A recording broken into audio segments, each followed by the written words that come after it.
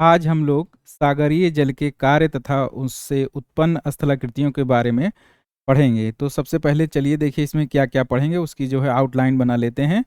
इसमें हम परिभाषा में देखेंगे फेज किसको कहते हैं, सर्फ, ब्रेकर, श्वास, प्लंज लाइन, अंडर टो जो करंट होती है, लिटोरल करंट यानी बेला अंचली धारा, रिप करंट मतलब तरंगिका, इन सब के बारे में पढ़ेंगे।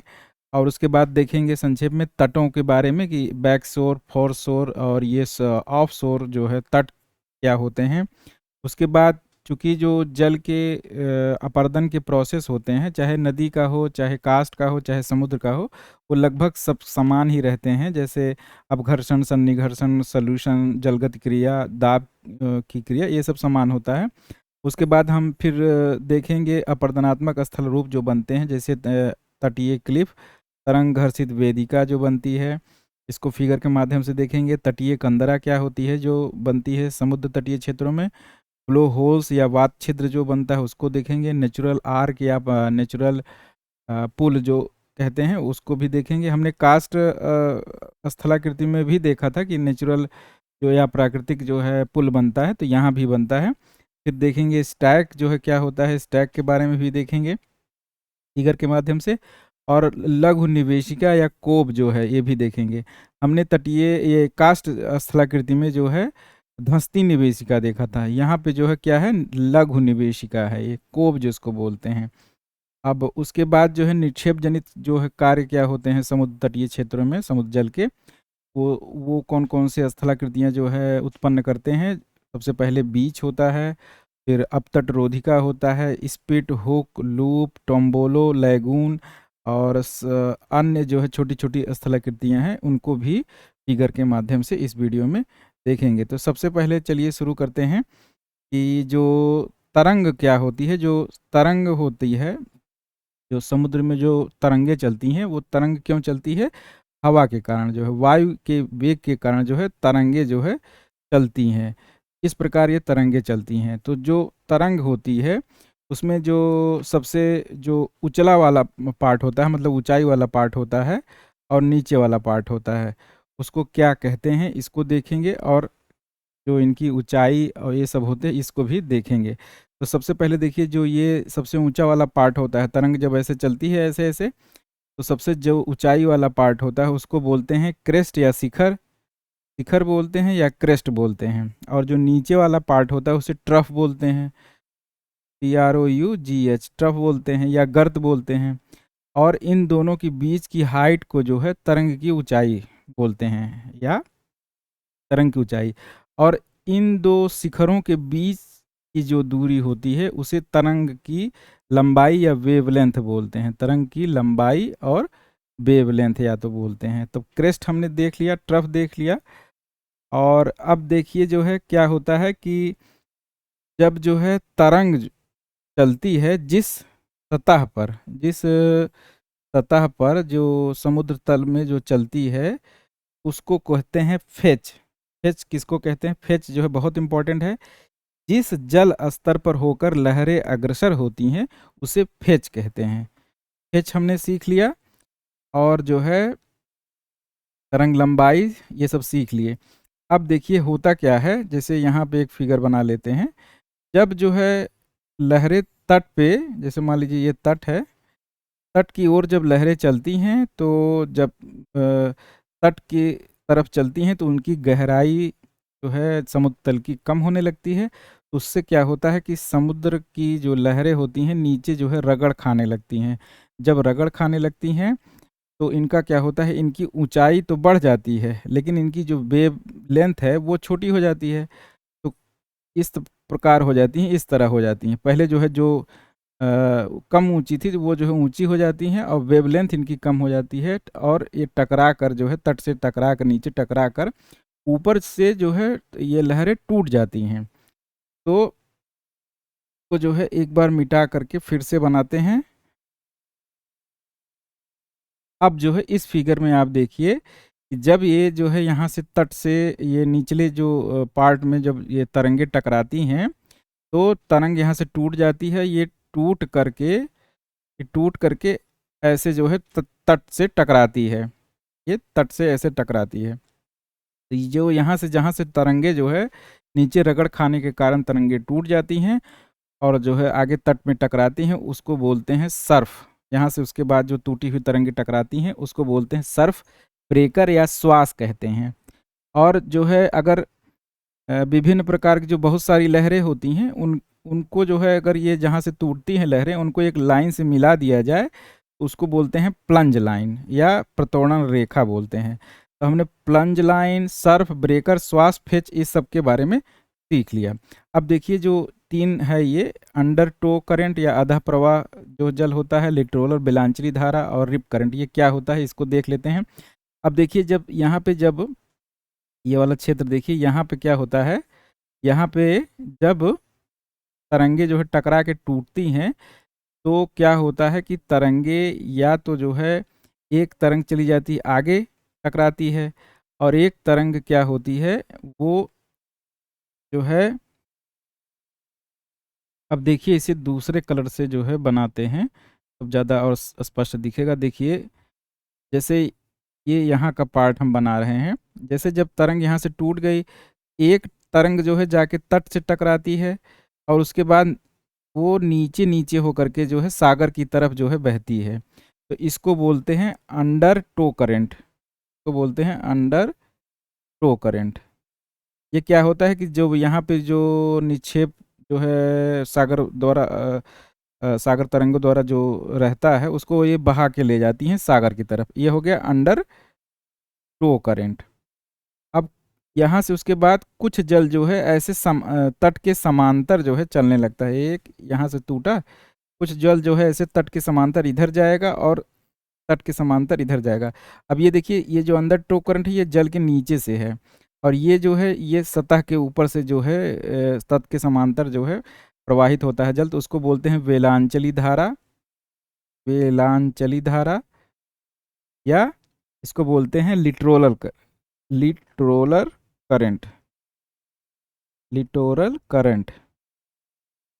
और कुछ जल क्या होता है कि ऊपर सतह से ही वापस लौटता है, उसको रिप करंट बोलते हैं, रिप करंट या तरंगिका। तो हमने जो है rip current, littoral current, undertow current ये सब सीख लिए। अब थोड़ा सा तट के बारे में भी देख लेते हैं। जैसे देखिए ये फिगर में जो तट दिया गया है, ये क्या हुआ कि ये निम्न ज्वार तल है और ये उच्च ज्वार तल है। ये मतलब कि ज्वार सबसे अधिक यहाँ पे ऊंचा इस यहाँ पे आके टकराता है और निम्न ज्वार मतलब सबसे अधिक नीचे जो है स्थल भाग जो होता है समुद्र तटीय क्षेत्र का, निम्न ज्वार जब तल आता है तो यहाँ तक दिखाई देता है, उसके नीचे हमेशा जल में जलमग्न रहता है। तो ये हो गया उच्च जरत्वाल और ये निम्न ज्वार ज्वार तल।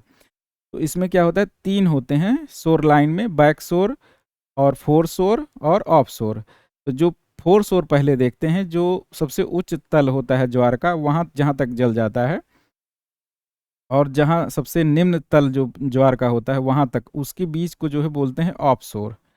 ये बीच वाला क्या हो गया, फोर शोर, ऑफ शोर नहीं फोर शोर, अग्रिम किनारा। और इसके पीछे जो होता है वो बैक शोर हो गया। और जो निम्न ज्वार तल है मतलब जो हमेशा जल में विलीन रहता है स्थल भाग, वहाँ से जो समुद्र तट की तरफ जो है उसको बोलते हैं ऑफ शोर। तो जो मेन स्थलाकृतियाँ बनती हैं वो फोर शोर पे ही बनती हैं, बैक शोर पे भी बनती है लेकिन फोर शोर पे ही सबसे ज़्यादा स्थलाकृतियाँ बनती हैं। ये हो गया। अब उसके बाद अपरदनात्मक स्थल रूप के बारे में हम देखते हैं। तो देखिए जो अपरदनात्मक स्थल रूप बनते हैं उसमें जो प्रोसेस होता है वो जैसे नदी में हमने देखा था, कास्ट में भी देखा, तो वही एक होता है घुलन क्रिया, सॉल्यूशन, मतलब जल जो है क्या करता है चट्टानों को घोल लेता है, वो सॉल्यूशन हो गया। दूसरा अपघर्षण और सन्निघर्षण बार बार जो है बताया जा चुका है। अपघर्षण क्या है, एब्रेजन, कोरेजन, जो कंकड़ पत्थर जो है तरंगों जो है जो तोड़ता है, जैसे नदियों में था उसी तरह यहाँ भी है। सन्निघर्षण भी उसी तरह है। अब जो है जलगत क्रिया भी वही है कि जल जो है तरंग जब तीव्र वेग से तटों से टकराती हैं तो जिस कारण जल के दाब द्वारा तरंगे टूट जाती हैं, चट्टानें टूट जाती हैं, ये हो गया जलगत क्रिया। इसमें एक विशेष ये है जलदाब क्रिया, वाटर प्रेशर जो होता है। वाटर प्रेशर क्या होता है कि जब जैसे मान लीजिए कहीं चट्टानों में हल्का सा दरार या कुछ हो गया, उसमें क्या होता है सागरीय तरंगे तीव्रता से टकराती हैं तो जल जो है उस पर तरंग पर प्रेशर डालता है, उसके बाद तुरंत प्रेशर रिलीज होता है। इस तरह से जैसे एक छड़ को जो है प्रेशर डालिए फिर हटाइए, प्रेशर डालिए फिर हटाइए, तो क्या होता है फिर चट्टानें उसी तरह से टूट जाती हैं। इसको बोलते हैं वाटर प्रेशर या जलदाब क्रिया। तो इसमें जो अपरदनात्मक जो प्रोसेस हो गया, क्या क्या हो गया, जलगति क्रिया हो गया, अपघर्षण हो गया, सन्निघर्षण हो गया, सल्यूशन घुलन क्रिया जो है हो गया, और एक हो गया जलदाब, जलदाब जो है हो गया, या हाइड्रोलिक प्रेशर या वाटर प्रेशर हो गया। अब जो स्थल रूप जो बनते हैं नदियों के नदियों के नहीं, सागर तरंगों द्वारा अपरदनात्मक स्थल रूप जो बनते हैं उनमें कौन कौन से हैं। सबसे पहले देखिए तटीय क्लिफ होता है। तटीय क्लिफ क्या होता है, जब देखिए ये जो उच्च ज्वार तल या निम्न ज्वार तल जो प्रदर्शित किया गया है, तो उसमें क्या होता है जब तरंगे जो जहाँ से टकराती हैं, ये यहाँ पे जो स्थल भाग का पार्ट है यहाँ पे हिट करती हैं, तो यहाँ पे धीरे धीरे जो है यहाँ पे अपर्दन होने लगता है। अपर्दन होने लगता है तो जो इसकी मुलायम चट्टान है वो अंदर तरफ चली जाती है। तो जो है कुछ इस प्रकार की स्थलाकृति स्थल भाग पे बनती है, उसी को क्या बोलते हैं, क्लिफ बोलते हैं। अब उसके बाद यहीं पे देखिए तरंग घर्षित वेदिका भी देख लेते हैं। क्या होता है कि जब समुद्र जल जो है यहाँ से काटता है, इस जो ये वाला पार्ट है जो इसमें जल में डूबा रहता है, उसमें क्या करता है, तरंगे घर्षण करती हैं, तो घर्षण द्वारा इसको जो है इस प्रकार का प्लेटफॉर्म बना देती हैं। तरंग घर्षित वेदिका इसको कहते हैं। यहाँ पे जो है अपर्दन द्वारा जो है एक प्लेन जैसा जो है बना देती हैं, तो इसको बोलते हैं तरंग घर्षित वेदिका। अब ये देखिए अपरदनात्मक स्तर रूप हो गया। वहीं पर एक हो गया तरंग निक्षेपित वेदिका। यहाँ से जो घर्षित जो चट्टानों का जो रूप जो है टूट फूट करके यहाँ पे जो है निक्षेप होता है, उसको बोलते हैं तरंग निक्षेपित वेदिका। तो ये जो है निक्षेप जनित स्थलाकृति है, और ये तरंग घर्षित वेदिका क्या है, ये अपरदनात्मक स्तर रूप है। इसे देखिए ये ग्राफ है, और ये देखिए फोटो है, ये फोटो है, ये फोटो जो है बड़ा कर लेते हैं। देखिए ये जो है, देखिए ये क्लिफ है, ये क्लिफ है, और ये जो वेब कट प्लेटफॉर्म है, ये देखिए कैसे जो है वेब कट प्लेटफॉर्म बना हुआ है। तरंग जो है इसको घर्षित करके यहाँ जो है एक तरह से मैदान टाइप में बना दिया है, एकदम प्लेन हो गया है, और यहाँ की जो चट्टानें हैं वो निक्षेप हो गया है यहाँ पे। ये क्या हो गया, तरंग घर्षित वेदिका और क्लिफ जो है, दो चीज़ हमने देख लिया। और देखिए क्लिफ में ही नीचे जो ये नोच लाइन होती है, खांच जो हिंदी में बोलते हैं, नोच जो है अंग्रेजी में बोलते हैं, कि इसको क्या करती हैं, तरंगे जो हैं ये चट्टानों के ये इसको नोच डालती हैं, नोच नोच लाइन इसको बोलते हैं। तो इस तरह से यहाँ पे गड्ढा बनता है, और ये गड्ढा धीरे धीरे धीरे बढ़ता चला जाता है, और फिर ये प्लेटफॉर्म पूरा गिर जाता है, फिर इसी तरह ये आगे जो है बढ़ता रहता है। अब वो सब चीज़ें जो है जल समुद्र जल के ऊपर होता है, जैसे जैसे अगर सी लेवल बढ़ रहा है तो वो चीज़ जो है आगे बढ़ती जाती है। अब तीसरा जो है क्या है, तटीय तटीय कंदरा। अब देखिए तटीय कंदरा जो है क्या होता है, जैसे ये देखिए ये फिगर में दिखाई दे रहा होगा, ये ये यहाँ पर ये,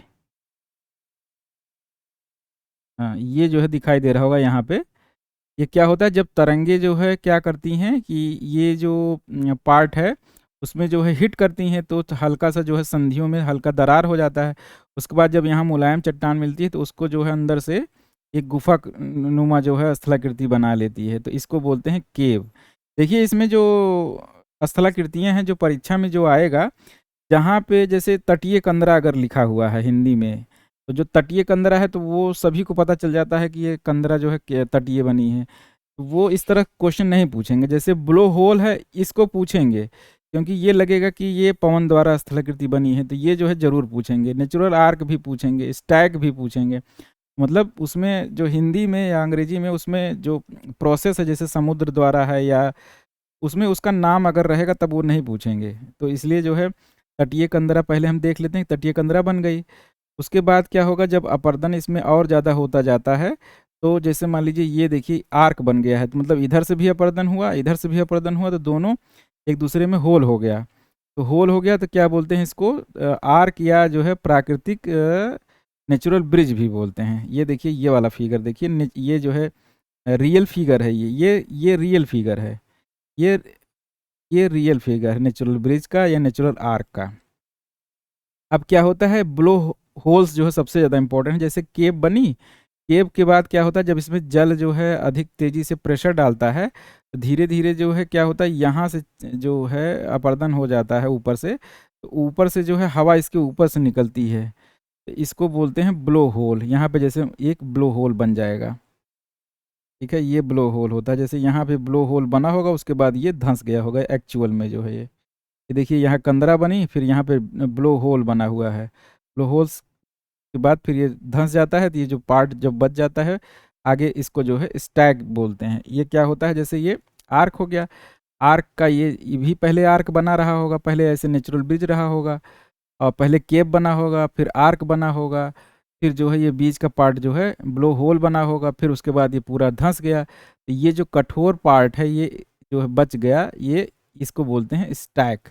ये जो है स्टैक हो गया, इसको बोलते हैं स्टैक। अब जो है दूसरा है एक लघु निवेशिका। लघु निवेशिका क्या होता है, जैसे फिगर में क्या है दिया है, जैसे ये स्थल भाग है, स्थल भाग में मान लीजिए कोई ये ये जो है स्थल भाग है, तो स्थल भाग में मान लीजिए कोई अ, मुलायम चट्टान है, ये कड़ी चट्टान है, लेकिन इसके पीछे मान लीजिए यहाँ पे कोई मुलायम चट्टान है, ये मुलायम चट्टान को हम मान लीजिए रेड कलर से रख देते हैं। तो क्या होगा कि जब ये कठोर चट्टान है, इनका जो है अपर्दन हो जाएगा, तो अपर्दन जब हो जाएगा तो इसके अंदर जो है एक होल बना करके जो समुद्र जल जो है अंदर जाएगा, तो लेकिन अंदर जब कोमल सैल मिलेगी तो उनको जो है ज़्यादा तेज़ी से अपर्दन करेगा, तो एक अंडा नुमा जो है एक आकृति जो है बन जाएगी। जैसे ये देखिए यहाँ पे इस फिगर में प्रदर्शित किया गया है, ये आगे जो है यहाँ पे कठोर सैल थी, उसके बाद जो है यहाँ पे अपर्दन हुआ, और उसके बाद ये इस रूप में अंडा आकार में ये अंदर एक स्थलाकृति बन गई, क्योंकि यहाँ पे कोमल सैल थी या नरम सैल थी, आगे जो है कठोर सी, तो उसको जो है अपर्दन नहीं हो पाया, लेकिन अंदर ज़्यादा तेज अपर्दन हो गया, तो ये इस तरह से जो है स्थलाकृति बन जाएगी, उसको लघु निवेशिका या कोब कहते हैं। अब जो है निक्षेप जनित स्थलाकृतियाँ जो है क्या होती हैं, सबसे पहले बीच होता है। बीच में क्या होता है कि जो सागरीय तट के सहारे मलबा निक्षेप से बने स्थल रूप को बीच कहा जाता है। जो सागरीय तट है उसमें क्या होता है, जैसे ये जो है पार्ट देखिए, सागरीय तट में क्या होता है, जो मलबा होता है उसको निक्षेप से बने जो है स्थल रूप को बीज कहा जाता है। इसमें क्या होता है कि इसका निर्माण उच्च ज्वारतल तथा निम्न ज्वारतल के बीच वाले स्थानों में होता है। जैसे यहाँ पे हमने देखा था, हाँ, इसमें देखिए क्या होगा कि उच्च ज्वारतल और निम्न ज्वारतल, इसके बीच में जो अपक्षयित या स्थलाकृति जो निक्षेप जो है बनेगा, यहाँ पे निक्षेप जो है इकट्ठा होगा, वहाँ पे बीज का निर्माण होगा, इसको जो है बीज बोलते हैं। क्या होता है कि ये निक्षेप जनित जो है स्थलाकृति है। जैसे बीच हम लोग जानते हैं, जैसे मरीना बीच हुआ, ये सब हुआ, इसका जो है उदाहरण है। तो भारत में जैसे पुलिन बीच है, मरीना बीच है, कोलाबा बीच है, ये सब जो है पुरी बीच है विशाखापत्तनम में, ये सब बीच जो है बीच का उदाहरण है। उसी प्रकार जो है कस्प बीच भी बनता है, ये सब बीच के जो है उदाहरण हैं। अब जो है दूसरी स्थलाकृति है अपतट रोधिका। जब जो है क्या होता है कि अपर्दन जो है, अपर्दन द्वारा जो मलबा होता है, अपर्दन करने के बाद निक्षेप जो होता है, तरंगे करती हैं, वो तट के सहारे इस प्रकार जो है बनाती हैं कि जो है तट के समांतर एक निक्षेप बना लेती हैं। तट के समांतर जो है एक निक्षेप जो है स्थलाकृति बना लेती हैं, तो उसको बोलते हैं अपतट रोधिका। देखिए इसका फिगर जो है में जो है कि नहीं है, हाँ ये देखिए यहाँ पे है, देखिए ये क्या हुआ, ये अपतट रोधिका हो गई। यहाँ पे क्या हो गया, यहाँ पे निक्षेप जो है जनित हो गया, तो ये तट के समांतर जो है एक अपतट रोधिका जो है बना लेती हैं, तो इसको जो है अपतट रोधिका बोलते हैं। ये जैसे देखिए ये बना हुआ है अपतट रोधिका, तट के समांतर निक्षेप जो है जनित होती है। और स्पिट क्या होता है, स्पिट क्या होता है, जब ये जो क्षेत्र है मेन लैंड या हेडलैंड जो उसको बोलते हैं, उससे क्या होता है, जब सागरीय मलबा का निक्षेप इस तरह होता है कि वह रोधिका के रूप में जल की ओर निकला होता है, उसे स्पिट बोलते हैं। जैसे ये देखिए ये निकला हुआ है, इसको बोलेंगे स्पिट। और स्पिट जो है थोड़ा जो है घूम जाता है ऐसे, तो उसको हुक बोलते हैं। और फिर पूरा जो है ऐसे घूम जाता है तो उसको लॉक बोलते हैं, लूप बोलते हैं। और कोई जो आइलैंड है उससे और स्थल भाग जो हेडलैंड है उससे मिला दिया जाता है जब मलबा निक्षेप इस तरह से होता है, उसको टोम्बोलो बोलते हैं। और जो हेडलैंड और जो अपतट रोधिका मान लीजिए इस तरह बन जाती है कि स्थल भाग एक तरफ जो है सागर की तरफ से अंदर जो है कवर हो जाता है, और उसमें जब जल भर जाता है तो उसको लैगून बोलते हैं, लैगून झील बोलते हैं, जैसे अपने यहाँ चिल्का झील है। और सबखा जो बनता है अपने यहाँ, सबखा एक स्थलाकृति भाग बनती है। उष्णकटिबंधीय भागों में, तटीय भागों में सपाट निक्षेप जनित तटों को सबखा या साल्ट फ्लैट बोलते हैं। ये जो है उष्णकटिबंधीय भागों में ये जो है इनका निर्माण होता है। तो इसमें जो है जैसे तटीय, वेटलैंड और बहुत सारी और सी स्थलाकृतियाँ जो है बनती हैं, जैसे लूप या छल्ला उसमें भी कई बनती हैं, हुक में भी जैसे कंपाउंड हुक बनते हैं। और जैसे ये देखिए टॉम्बोलो है, ये देखिए टॉम्बोलो है, ये ये जो है आइलैंड है, और यहाँ से पूरा जो है निक्षेप ऐसे जनित हो गया है और मेन लाइन से हेडलैंड से जो है मिल गया, तो इसको टॉम्बोलो बोलते हैं। इसी तरह स्पिट है, ये लेगून बन गया यहाँ पे। इसी तरह बहुत सारी स्थलाकृतियाँ बनती हैं, और जो है इसमें मेन मेन स्थलाकृतियाँ यही रही हैं जो परीक्षा में पूछी जाती है। और सभी जो जो कोस्टल हैं और जितनी भी प्रोसेस से जो स्थलाकृतियाँ बनती हैं, उन्हें एक बार जो है जो हम लोग सब पढ़ लेंगे तो उसको एक साथ जो है तुलनात्मक रूप से जो है देख लेंगे। इससे जो है हमारा और अच्छे से तैयार हो जाएगा। इसमें देखिए सबसे अधिक जो नेचुरल ब्रिज या ये सब पूछा जाता है, ये कास्ट में भी बनती हैं, कास्ट स्थलाकृतियाँ भी यहाँ भी बनती हैं और भी कई जगह बनती हैं। तो जब क्वेश्चन आता है तो उसमें देखा जाता है कि कौन इसमें जो है मैच करेगा, तो उसी हिसाब से हम उसको मैच करते हैं। ब्लो होल जो है बहुत इंपॉर्टेंट है, क्योंकि ब्लो होल वात क्षेत्र जो वो होता है, वात क्षेत्र ये होता है कि इससे क्या होता है कि ये ऐसा लगेगा इस को शब्द को पढ़ने के बाद कि ये स्थलाकृति जो है पवन जनित है, तो इसलिए इसको जो है बहुत ध्यान दीजिएगा, ब्लो होल होल्स।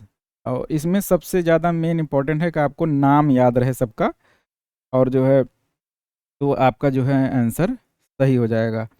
और जो ये करंट वाला मैंने समझाया कॉन्सेप्ट, इसको आप लोग ज़रूर समझ लीजिएगा। अब अगले जो है वीडियो में हम लोग हमारा जो है नदी हो गया, कास्ट हो गया और समुद्र जो हो गया, समुद्र जो या सागरीय तटीय भाग का जो स्थलाकृति हो गई, ये हो गई। अब हम लोग पवन और हिमानी पर हिमानी यही बचा है, तो अगले भाग में हम लोग पवन जनित जो है स्थलाकृतियों को पढ़ेंगे, वायु द्वारा जो है स्थलाकृतियाँ बनती हैं जो अपरदनात्मक और निक्षेपात्मक। ये धन्यवाद।